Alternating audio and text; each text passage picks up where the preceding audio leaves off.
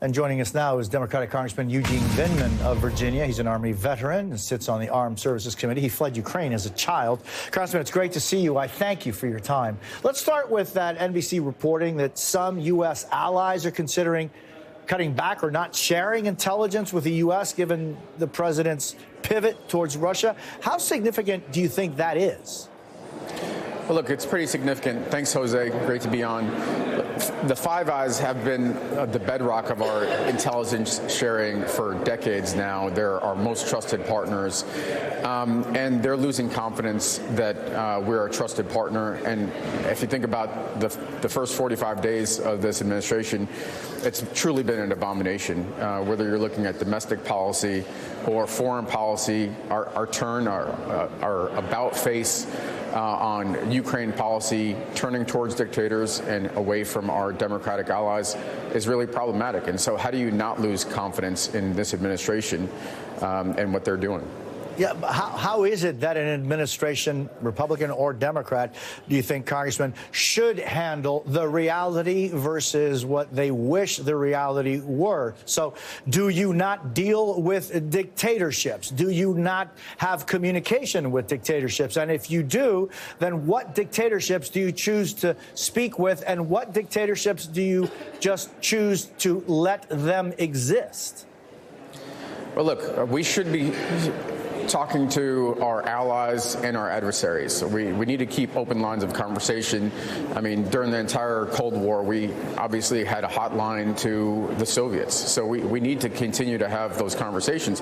But that doesn't mean we give away the farm when we start, before we even start negotiating or hand it to them, calling or refusing to call a dictator and calling the democratically elected leader of a country fighting for its freedom and sovereignty a dictator. I mean, that's outrageous. I think there's a middle ground there.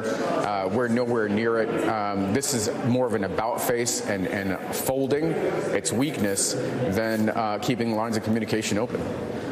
Yesterday, France's President Macron gave a televised address to his country where he said, "We've entered a new era." He said Russia has become a threat, not just for Ukraine, but France and all of Europe. And he said, quote, "I want to believe that the United States will stay on our side, but we have to be ready if they don't." That's so, striking to see in writing, right? I mean, Congressman, how big of a global realignment are we witnessing?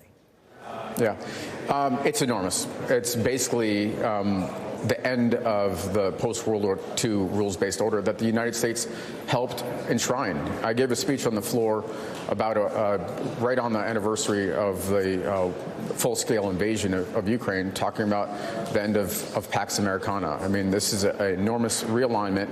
And I think it's unfortunate because it's based on some misunderstanding. The U.S. is not the only partner. We're the preferred partner for everybody, but we're not the only partner. And we're seeing that with Ukraine and the European allies that are standing up and offering potentially an air umbrella, troops on the ground, and additional resources.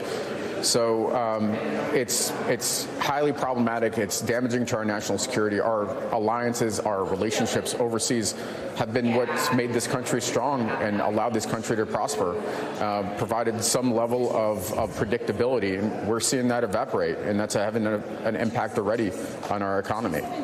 Congressman, the White House is responding to a report in Reuters that says the president is planning to revoke legal status for Ukrainians who have fled since the war and come to the United States. The White House press secretary now says no decision has been made at this time. What's your reaction to this? I think it's ridiculous. I mean, again, these are folks that are fleeing oppression, aggression. Their cities are being rained with bombs, and it's outrageous. They're refugees, very much like I was a refugee when I first came to this country, that are looking to the United States that has been a haven for generations, and now we're forsaking them.